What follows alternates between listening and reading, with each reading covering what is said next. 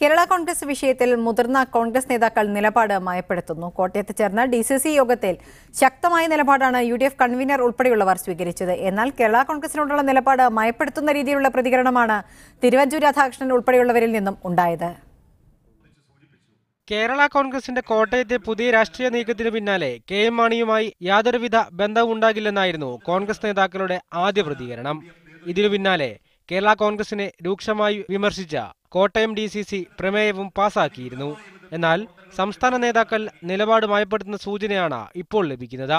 UDFിലേക്ക് മാണി വരേണ്ടതില്ലെന്ന് പറഞ്ഞ തിരുവഞ്ചൂർ ഇപ്പോൾ മാണിയാണ് നിലപാട് വ്യക്തമാക്കേണ്ടതെന്നാണ് പറയുന്നത്. ജില്ലാ നേതൃയോഗത്തിലും തിരുവഞ്ചൂർ ഈ നിലപാടാണ് സ്വീകരിച്ചത്. ഈ പന്ത് കേരള കോൺഗ്രസിന്റെ ഗോൾമുഖത്താണ്.